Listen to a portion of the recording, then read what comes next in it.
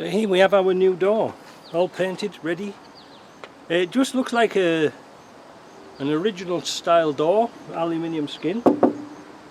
It's not the Puma door or anything like that. So I've got my copper grease on the bolts. Now you might be asking me, why have I put copper grease on instead of the aluminium stuff? Well, the copper grease gets on your clothes a lot better and in your hair. No, you know it is. You've been there. Right, let's see if we can get this door. Now this might be kind of tricky to film and at the same time. Ta-da! That's one in. We're going to take one bolt out and just put it on two bolts for now. You see what I'm doing?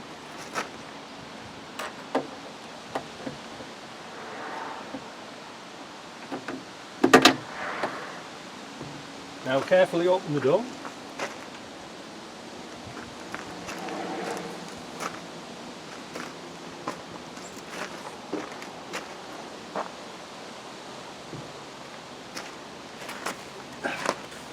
Naturally the bolts are just a bit short.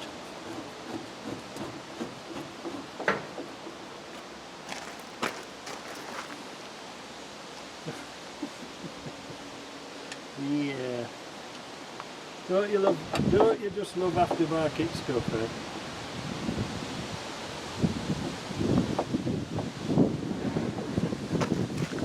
You can barely get a nut on.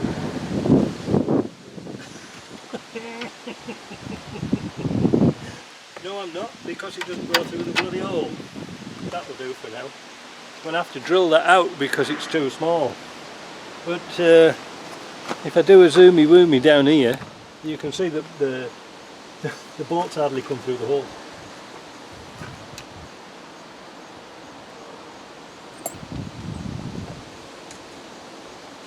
They're just basically a thread. So even though we've got the bolts in roughly, this is one of the problems you get where the door is tilted like this. It's tilted towards the back. The problem's going to be if I tilt it forward, it's going to hit the frame here.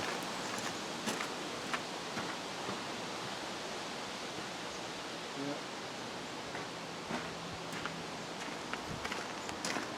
These things are not as easy as you think. It's just a matter of changing the door, mate. No, I don't know. I'm going to have a look for some longer bolts. They've got Torx bolts in there, and they've got different bolts all over the bloody place. One other thing you have to notice when you're doing these doors, these are meant for countersunk screws.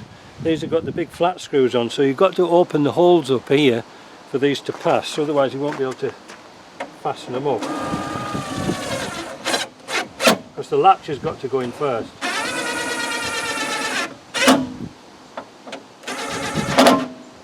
Like that. Then we can put the handle on. But I don't know what I'm going to do now because I need some longer bolts. But should I? Yeah, I'm just going to think if I should adjust it a bit. I'm not sure.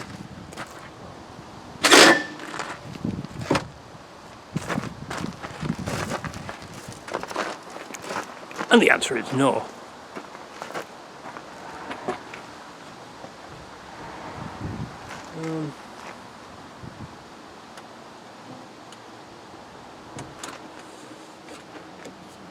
Now what am I going to do?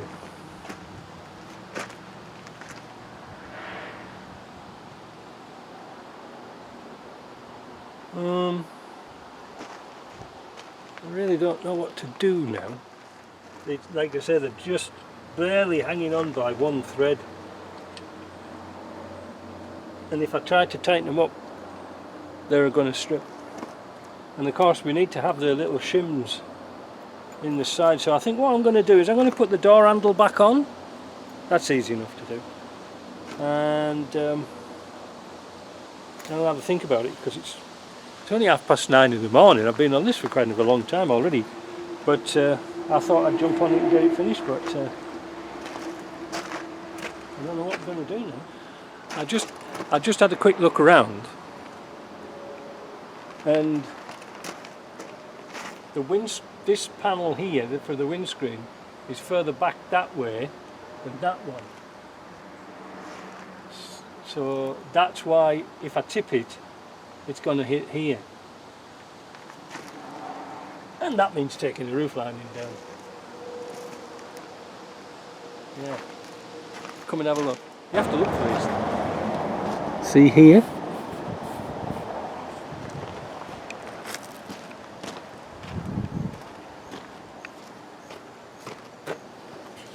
See here? The screen's further back.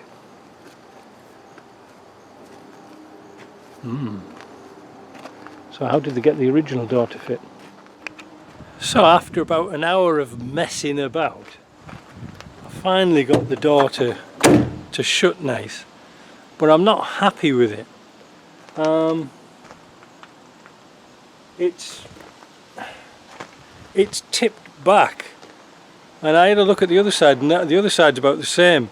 In fact, what it wants is when they've done the bulkhead needed to go tipped just a little bit forward, which would explain the gaps in the windscreen, like up here. So if you can see here, see the windscreen to here, and we look at the windscreen to here, this is flush with the edge of the undercut there, whereas on the other side it isn't. You see, it's way back. Now that means that either the windscreen's out, which it looks like it because they've just screwed it in without paying attention. There's a big gap there, they haven't even put any sealer in it. But to me it feels like the bulkhead, I don't know. It's either the bulkhead needs to go this way, or we file out the slot here and move the door this way a bit. In turn, that'll lift up this gap here and here. What's the other side like? Ah, you see, look, see how the door's dropped here? Door's dropped there. If that bulkhead was tipped this way, we'd get that right. But I ain't going to do that, because that means unscrewing the top windscreen frame and undoing an awful lot of stuff at the front to get that door right. Not in my job description, I'm afraid. But it shuts, so I mean I can build that door up now quite safely and securely, in the knowledge that it's going to shut alright. You know, but I noticed that these have got the inserts inside these door seals. It's not like the later ones. And the same with this top corner, there's a hard joint up there, makes it difficult. Anyway, let's build this door up. Oh, I forgot to say, I cut the tubes down here and I managed to get a nut on, not too bad. I stripped this one, so I had to find another bolt to go into there, which was off a back door, but well, off this one here, which is no, this one here. That's right, it was off this one here, and made it fit. I only had one. Right, so let's put the window trims in, all these bits. Well, I've just spent the last few minutes putting these trims back in, screwing the holes. There's nothing new to know there. The waste seals on the window here, all the used old bits. This bit was broken, but I think we can manage with that. That'll go in here somehow. There we go, that's in. Now we can put the glass in and put the door cap, you know, do the door pieces. Oh, I need to take those, put these plastic plugs in, don't I? Yeah. Lots of fun. I'm going to have to do some sealing with some dum-dum putty in the corners to stop water getting in. Oh, it's not too bad. It fits okay. It's not fantastic, but it's better than it was. Yeah, so let's get this in before it rains. You know, ever since I started this morning, I've been on it about 4 hours, 4 or 5 hours now. It's been threatening rain. And I thought, oh, I'll run in and put a plastic over the window, but I thought, no, I'll just get on with it, as you do. So I've got on with it, as you do. So let's get the glass. Got the glass in.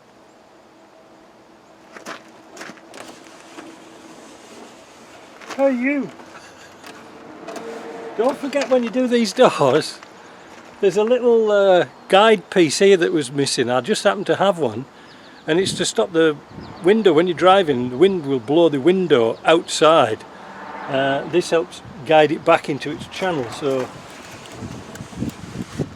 that works out nice. But what doesn't work out nice is this. The bracket here should be here, and there isn't one here. Now when you look at that door, there are two welded on brackets almost level with that rib here. Damn it all.